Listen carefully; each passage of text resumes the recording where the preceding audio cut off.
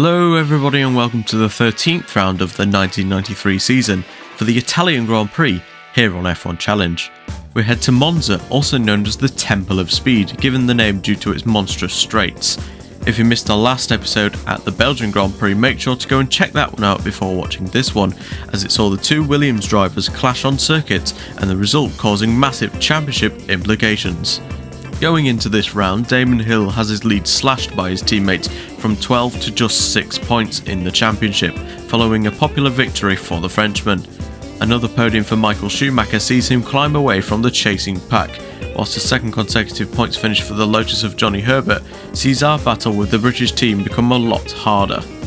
In the Constructors, Williams' gap to Benetton is now unsurmountable with 4 rounds to go. The battle for third, however, is anything but a foregone conclusion, with McLaren, Ferrari and even Ligier in the mix. As for us, we are firmly in a Constructors battle with Lotus and Sauber. With just 3 points separating the teams, any decent result could prove to be the turning point for their season. After a poor Belgian Grand Prix, our objectives have lowered quite drastically, with the top 13 in qualifying and a top 10 in the race. Now, let's head into the news of the week.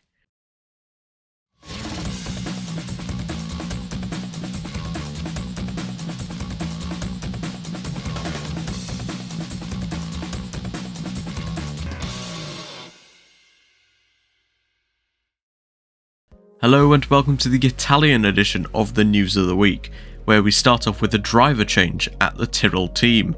Ukyo Katayama was taken to hospital following his horrifying shunt at the Spa-Francorchamps circuit last time out at the Belgian Grand Prix. When examined, the 30-year-old was found to have a major concussion, 4 broken ribs as well as a leg fracture. The team's test and reserve driver Kelvin Burt will take his place for the remainder of the season alongside Andrea De Cesaris. The Briton has been lighting up the junior categories, including currently leading the British Formula 3 Championship. Team boss Ken Tyrrell commented that it has been a tough week for the team as we have waited on the status on Ukyo's condition. Kelvin has kept spirits high with his great work ethic, and his motivation shows me that he is the correct decision for the call-up. Sticking with the news from the Tyrrell camp, where Andrea De Cesaris has announced that he will retire at the end of the 1993 season. The Italian has been known for his flair behind the wheel and his all-or-nothing attitude to racing.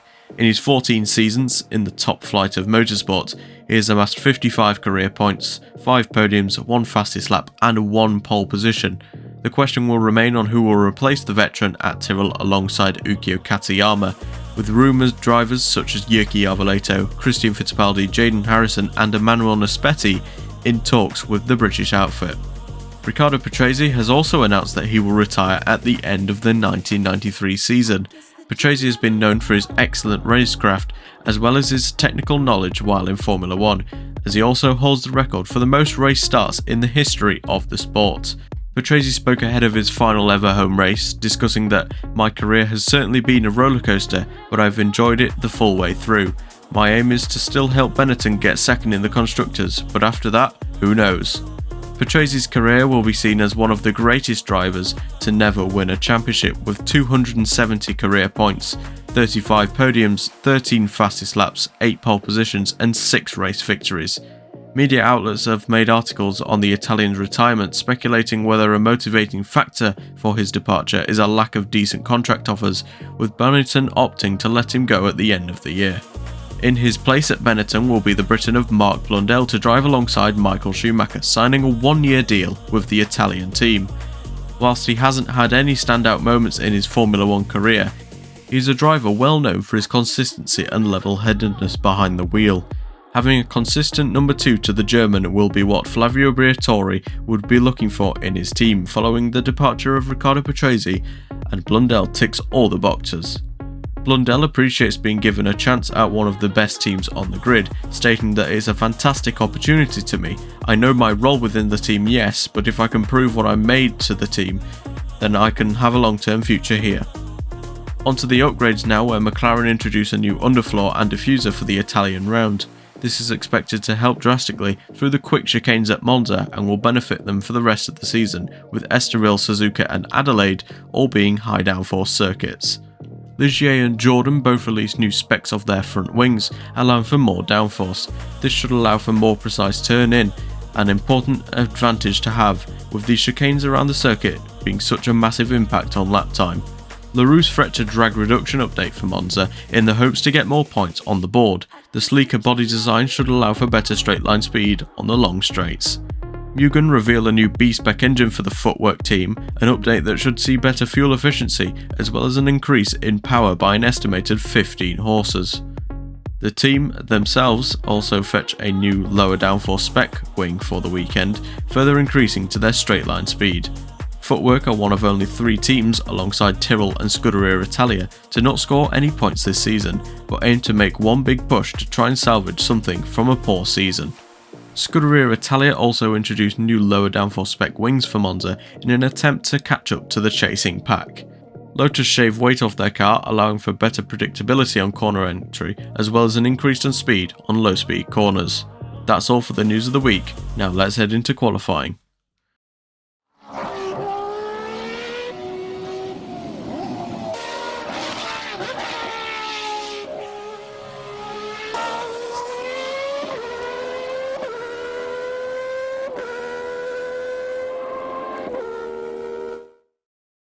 Hello and welcome to qualifying day here at Monza.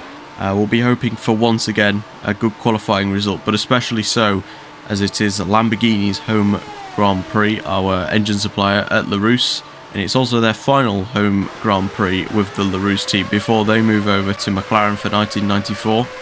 Obviously McLaren getting their engine supply. Who knows what LaRousse will be powered by for the start of next season.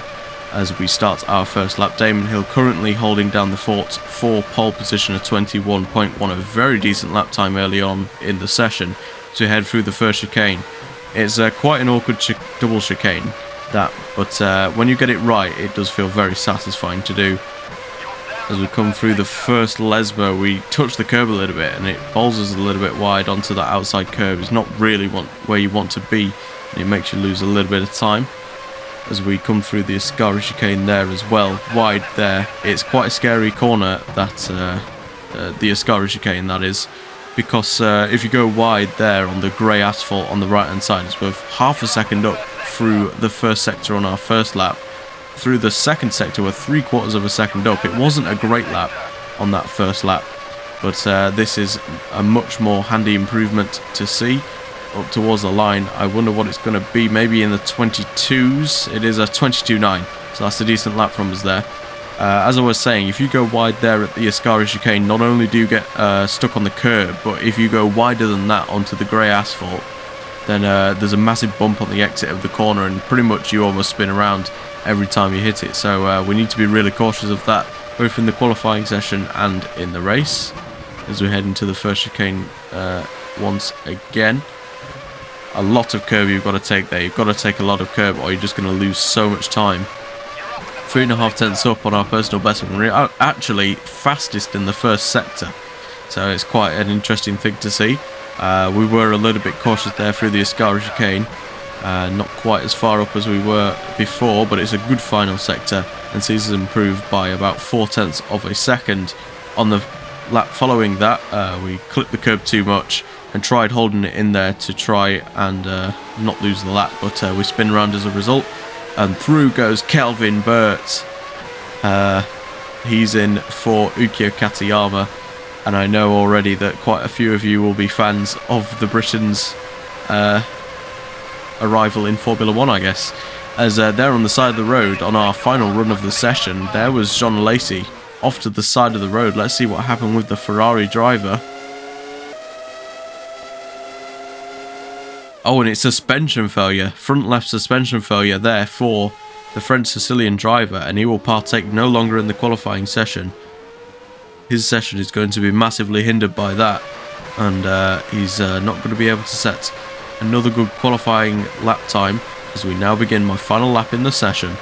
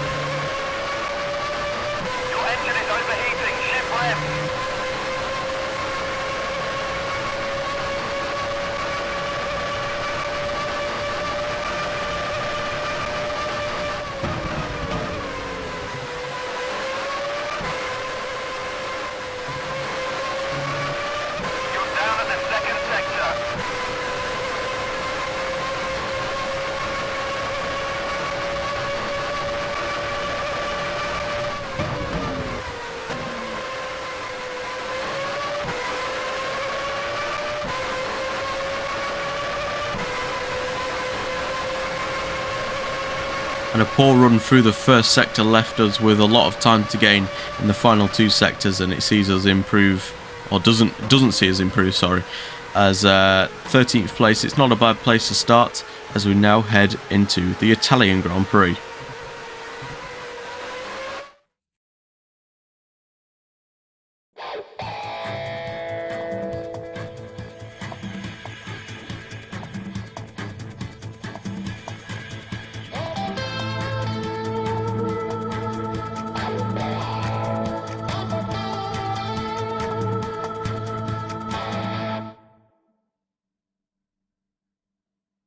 Hello and welcome to race day for the 1993 Italian Grand Prix. The Tifosi would have wanted to see a Ferrari on pole position, but instead it's the Frenchman of Alain Prost taking his 8th pole position of the season. He starts just under a 10th ahead of his teammate Damon Hill, who makes it an all-Williams front row lockout.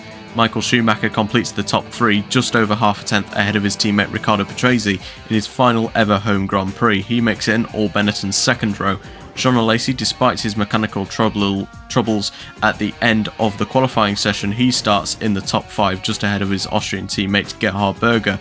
Ayrton Senna, it should say car 8 not car 7, starts from 7th place, just ahead of the heavily upgraded footwork of Derek Warwick, who's ahead of his two compatriots there of Mark Blundell and Martin Brundle. Mika Häkkinen's up next, followed by Aguri Suzuki on row 6. It's an all-the-roo 7th row, with Jaden Harrison just ahead there of his teammate Felipe Alio. Eddie Irvine in the Jordan is just ahead of his teammates Rubens Barrichello to make it an all-Jordan 8th row. Carl Wendlinger is up next in 17th place, just ahead of the Briton of Johnny Herbert, who's on hot form, scoring in the past 2 races. Yerky Arvoleto is up next in the second Sauber, followed by the second Lotus of Alessandro Zanardi. Christian Fittipaldi lines up in 21st place, just ahead of his teammate Emmanuel Naspetti, followed by the 2 Tyrrells of Andrea De Cesaris and Kelvin Burt, the Italian getting one over his British rookie teammate. Ivan Capelli is up next for the Scuderia Italia team, just ahead of his teammate Luca Badoer by 2.5 tenths of a second. We're doing a 3-stop strategy today, stopping on lap 11, 26 and 39 to go to the end of a 53 lap race. As we line up on the grid, get in our grid box, and we've got an Albanian flag on our pit board as we now await the lights for the 1993 Italian Grand Prix. The lights are green and there's racing to be seen. Another fairly poor start, but on the second launch we get ahead there of Aguri Suzuki and maybe even Martin Brundle as we head in towards turn 1, looking on the back there of Mika Häkkinen's McLaren. Martin Brundle on our left as Luca Badoer in the background, and that's chaos at the front. Absolute roadblock ahead. There's Alesi and Hill, both off to the side of the road, and it's a fantastic start for us, up into 4th place already. What a brilliant start it's been to start this 1993 Italian Grand Prix.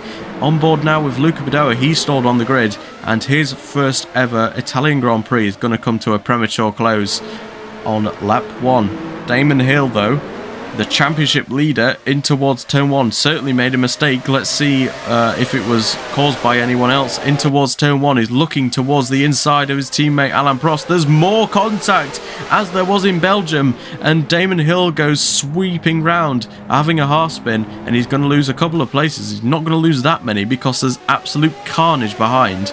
Let's get a replay of what happened further back. It's Jean Alesi, I think, was the one who caused all the chaos right behind. He just loses it through the first chicane, and that causes a roadblock behind. Absolute carnage on this first lap. Eddie Irvine also had an adventurous opening corner. Let's see what he did in towards turn 1. And look at the drift that Eddie Irvine's got going on there. A fantastic drift, but it's not going to gain him many places. It's going to make him lose a couple as he heads through the first complex. But for us, on the end of lap 1, we're already up to 4th place. It's been a fantastic start for us, but going wide through the Ascari chicane is not going to do us any favours. Mark Blundell all over the back of us in the Ligier now, as Christian Fittipaldi's in trouble behind. Let's have a look at what happened on board with Felipe Alio as they head in towards the Ascari chicane. That's Carl Wendlinger and Martin Brundle on his inside, and he's gone for 3 wide through the Ascari chicane.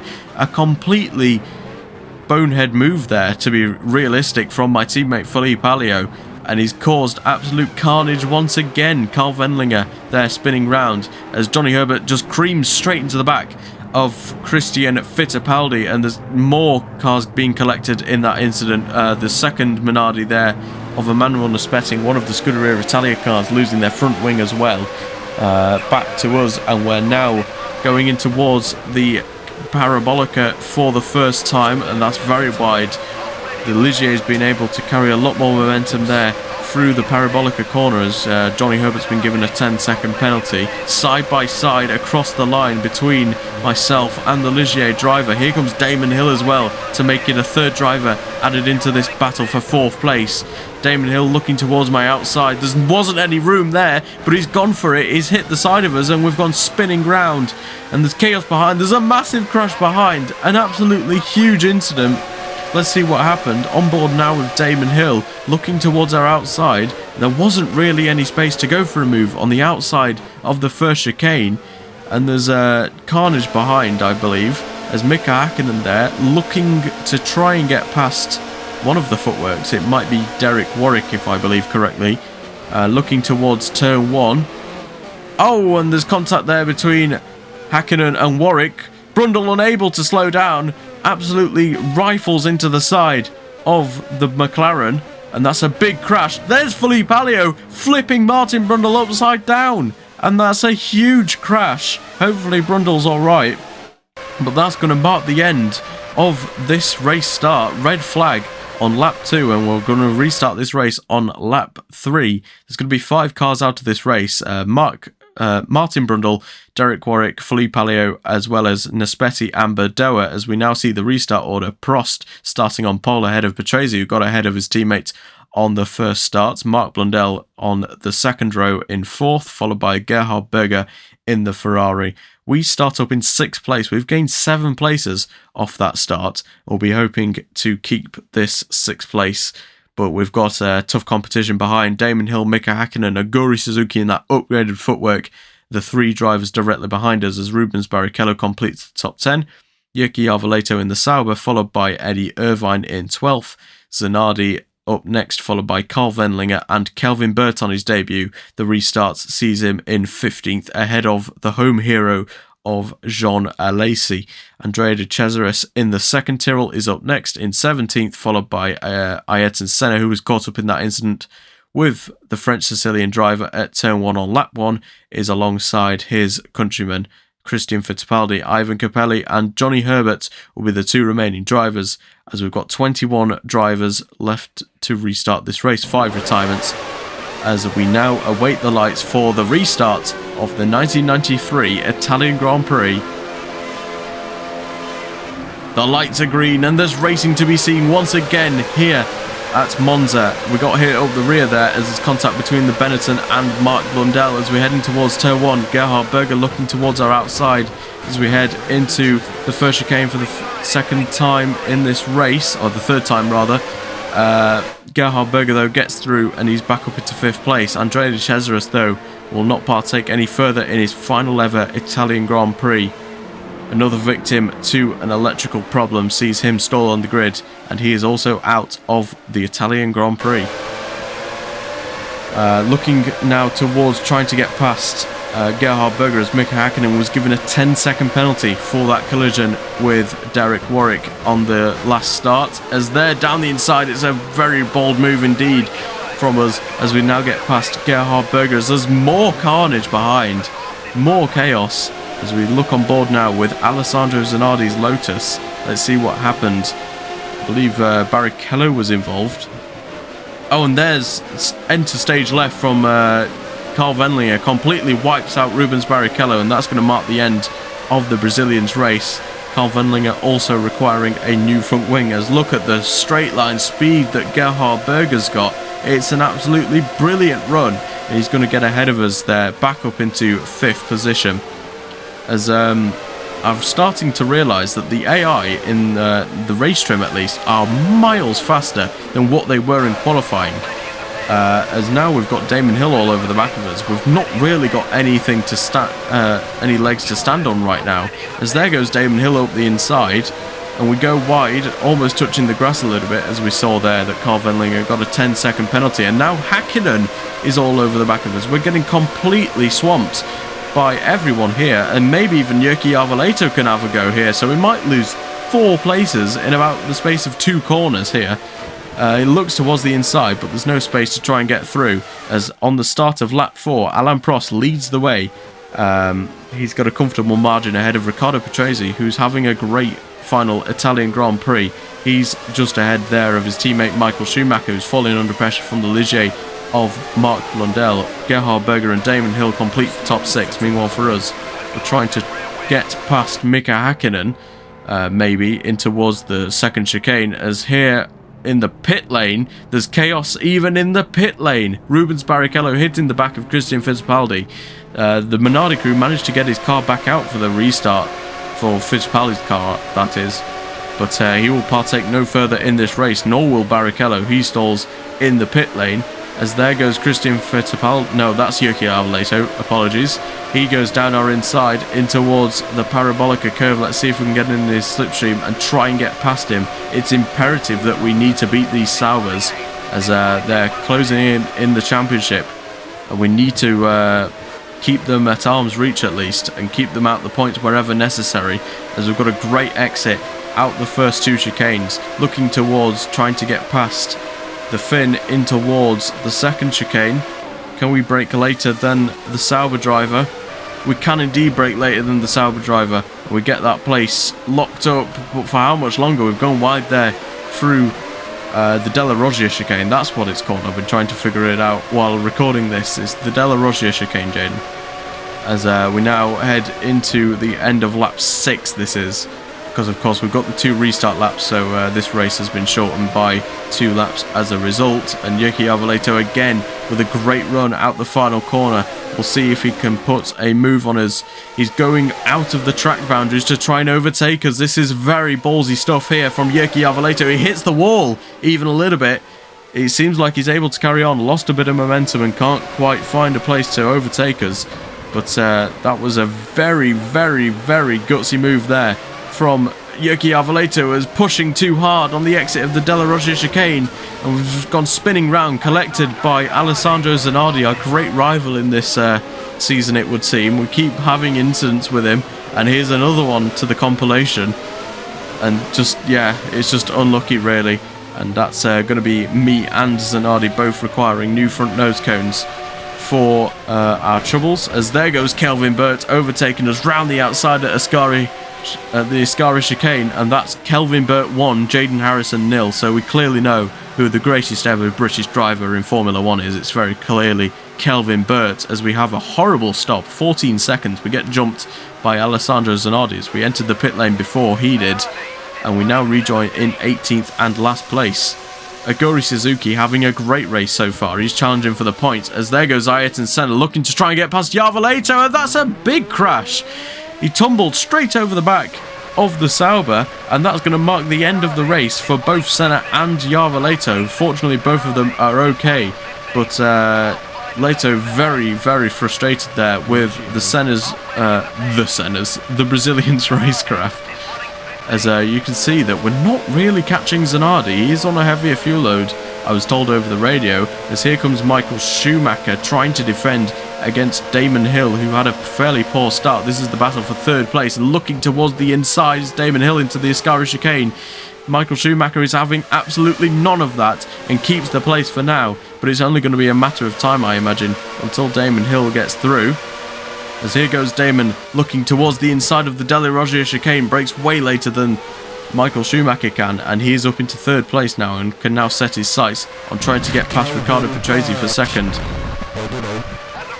And that is, we certainly know who's out the race. It's Kelvin Burt, who was having a very promising race. He was running in the top 10 before his retirement. A suspension failure will put a pay to a very promising debut race for Kelvin Burt. And he's certainly allowed some teams to certainly think about possibly a race roll in their team at least, as Ivan Capelli exits the pit lane on lap 15 and comes out just ahead of us. So, yeah, we've certainly got a lot of time to make up if we've been jumped. Granted, we had some damage to fix, but we've been jumped by Scuderia Italia in the pit lane on the end of laps, at the start of lap 17, sorry. We're now on the back of Ivan Capelli and could possibly try and put a move on the Italian in towards the Della Rosia chicane. Looking towards the inside, and we do get that move done.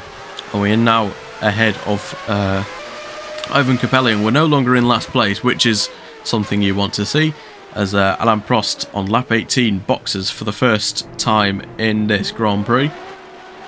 A fairly decent stop will not stop Michael Schumacher, who may come out just ahead of Alain Prost. Riccardo Patrese also boxed in that time, as has Damon Hill, and Michael Schumacher takes the race lead on lap 19. Down the inside there goes Michael Schumacher. No, that was lap 18, sorry. They were starting lap 18, I believe. I'm not entirely sure. Anyway, on lap 20, Michael Schumacher comes in for his first stop of the Grand Prix. And Alain Prost will give back the favour and take back the race lead once again from the German. Coming out the pit lane now is Michael Schumacher. There's Damon Hill coming out coming down the main straight, and that's going to be Damon Hill up into second place. He has jumped the German, but he could be on a 3-stop strategy against the Benettons too, so it could be interesting to see how that plays out with a faster car versus less stops, as Alessandro Zanardi is going to drop out of his home Grand Prix. Alessandro Zanardi is going to be out with the suspension problem on lap 22. He was running toward the back, so it won't be that much of a problem for him. He was not really challenging for points, and that's going to be the end of yet another race in this Grand Prix. How many cars are we down to now? 14 cars. So we've already had 12 retirements in the opening 23 laps. So at this rate, we're going to have everyone retire by the end of the Grand Prix. Johnny Herbert, meanwhile, is also going to run into trouble through the first chicane, and that's pushing way too hard. He's hit the barrier, and he's hit the barrier again. He's lost his front wing, and that's going to require a unscheduled pit stop for the Briton, as there he goes, rejoining onto the circuit. We get past him, and we're now up into 12th place. We've now got Jean Alesi ahead of us, who's having a fairly poor race, as Mika Hakkinen is out of the race. Lap 27, and Mika Hakkinen has retired from the Italian Grand Prix, another race where points could have been an opportunity for the McLaren driver, and he is out, a brake failure into the parabolic curve, and he is done for the day. As we now see at the halfway point, Alain Prost leads the way ahead of his teammate Damon Hill. Michael Schumacher currently running in third for Benetton. Gerhard Berger, I don't believe, has stopped yet in this race. I could be wrong in saying that though, but he's just ahead, a couple of seconds ahead of Riccardo Patrese. Eddie Irvine running in 6th place for Jordan, as he could possibly score his first points for the first. He could score his first points for the first time since the San Marino Grand Prix. Anyway, into the pits, lap 28, Damon Hill into the box, and Michael Schumacher will get back ahead of him for second position. So a second stop on lap 28 could suggest that he is on a 3-stop, but that won't matter to Damon Hill, as Michael Schumacher is out of the race. He's crashed at the first chicane, and that is an unforced error for the Michael. Unbelievable. He's retired from second place in this Grand Prix, as Ivan Capelli does not make it much further than the German. He has a suspension failure rather than a skill issue, and Ivan Capelli is also out of the Italian Grand Prix. And this is absolutely dreamland for Damon Hill, as that's going to be 2 free points in this Grand Prix for certain now, as all he's got to contend with is his teammates in this Grand Prix. Our second stop of the race on lap 29, it's an 8-second stop, and we will rejoin in last place. It's been a fairly poor race for us indeed, as Alain Prost boxes for the second and possibly final time in this Grand Prix, and he's going to rejoin well ahead of the rest of the field. He's got a gargantuan margin to any cars behind, starting lap 33 now, and we can see that Carl Wendlinger is almost 30 seconds ahead of us, but we're putting in some decent laps right now, and we're starting to pull away a little bit from Johnny Herbert, but I believe he's on a heavier fuel load. So this is it's been a bit of a... Alain Prost is out! No way! Alain Prost is also out of the race, and this is going to be big in terms of the championship. He's just spun, trying to lap the Jordan of Eddie Irvine, and Damon Hill is going to take the race lead. This is unprecedented. How many retirements are we going to have? Alain Prost, completely unforced error, is out of the race, and Damon Hill now boxes from the race lead on lap 40. So I'm wondering if anyone can beat Damon Hill. The only driver really left to possibly try and challenge him is Riccardo Patrese, who needs to stop again in this race. So he's almost a full pit stop behind the Briton, and it's going to be close between Damon and Riccardo to see who comes out in the lead. And it's going to be Riccardo Patrese. There's Damon Hill coming out the pit lane now, and Riccardo Patrese, for the first time this season, leads a Grand Prix. We can see there Riccardo Patrese trying to pull out the gap to Damon Hill. I feel like it's only going to be a futile effort. But that's Damon Hill's engine. It's turned off, and Damon Hill is also out of the race. That was way too high pitch, but Damon Hill is out of the race, and Riccardo Patrese is now going to box from the race lead, and this is almost certainly going to be Riccardo Patrese's race to lose. This is absolutely unbelievable. I'm starting to even lose my voice way of doing this. I've got a glass of water at the side of me. It seems to be doing absolutely nothing. Anyway, we're in for our third stop on lap 42, and we are going to rejoin in last place, which is 9th place, by the way. There are 17 cars out of this race, and it's possibly going to be the least amount of drivers that we've got finishing a race. Mark Blundell into the pits from 3rd position, and Aguri Suzuki is going to take 3rd place. He does have to stop again in this race, but Aguri Suzuki is onto the podium, and this could be finally the chance that Footwork have been waiting for their first points of the season. And that's another retirement. It's Jean Alesi battling Eddie Irvine for the podium. Aguri Suzuki's box, so this is now the fight for the podium no longer, as Jean Alesi, oh, that's a massive crash, almost spearing straight into the path there of Eddie Irvine. We'll get it on board again with Eddie Irvine. Just goes straight on at the Ascari chicane and almost collects the Ulsterman, and that was almost a massive crash, and that could have been Eddie Irvine also out of the race. So good to see that Eddie Irvine's still in the race, and he's now possibly set to try and get his first podium of his Formula 1 career. As we now know that Johnny Herbert's got a 10-second penalty. I've been told over the radio just a couple of laps ago, and the gap between us is about 10 seconds. Here on the final lap, though, Mark Blundell has caught up to the back of Eddie Irvine. Can he make a move? This is for the final podium place. Looking towards the inside is Mark Blundell, and there's no contact between them, but Eddie Irvine's had a half spin, and that's going to be absolutely devastation. Mark Blundell up onto the podium, and Aguri Suzuki's up to 4th place as well. So Aguri Suzuki is now possibly going to try and challenge Mark Blundell on this final lap. Can he make a move into the Della Roggia chicane? He's going to brake later than Mark Blundell, looking towards the inside. He can't quite make it through. There's contact between the pair, and he's got Mark Blundell's going to hold on to that one for now, as rounding the final corner for the final time is going to be a chaotic win, but a one very much deserved for Riccardo Patrese. He wins his home Grand Prix. He wins the 1993 Italian Grand Prix. A fantastic race for the Italian, as we come home in a very solemn 8th place on track, but it may be 7th place depending on the penalty of Johnny Herbert.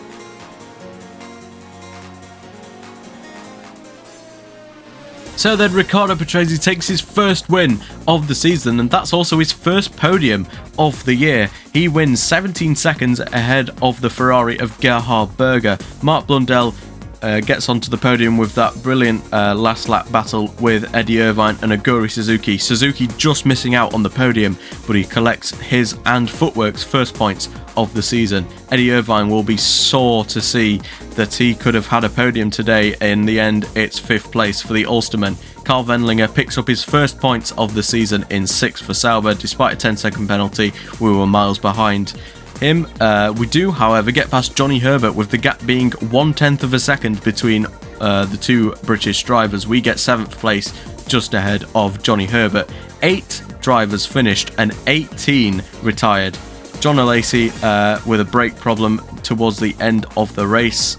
We'll have to see on his condition, as both Williams out of the race. Damon Hill engine failure, but Alain Prost an unforced error seen from him, as well as Michael Schumacher an error from him.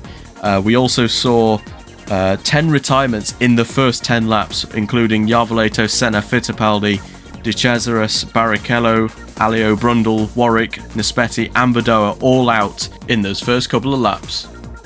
What does this mean then for the Drivers' Championship? It means that the gap between the top two, Hill and Prost, remains at 6 points. And with 3 rounds to go, it's going to be ever so close between the front two. Michael Schumacher and Senna scoring no points, but a decent result for Berger and Patrese sees them both close in to 4th place in the Drivers' Championship and both getting past that 20-point barrier for the season. Mark Blundell levels John Alesi's points tally as Eddie Irvine gets back up into the top 13, pushes us down into 14th place in the championship, with Aguri Suzuki and Carl Wendlinger scoring their first points of the season, taking the total amount of drivers scoring points this season up to 22 drivers.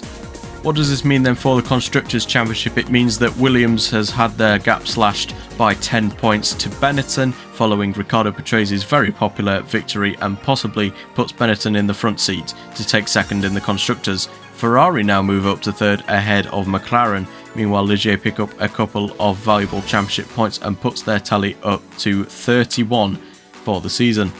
Lotus are remaining 1 point ahead of Larousse, with Sauber picking up a 3rd points finish of the season, and it sees them pull within 1 point off Larousse. Footwork also scoring their first points of the season thanks to Aguri Suzuki, sees them level with Minardi and just 3 points behind us in the Constructors battle as well, so there could be another team added to this battle. Tyrrell and Scuderia Italia are the only teams yet to score this season. Thank you for watching the Italian Grand Prix. My voice is almost gone by the end of this episode, so make sure to like the video, and if you're new around here, make sure to subscribe. We are very close to 300 subscribers. The next episode will be the Portuguese Grand Prix at Estoril. It's one of my favourite tracks on the calendar, and I can't wait to see you there. Goodbye.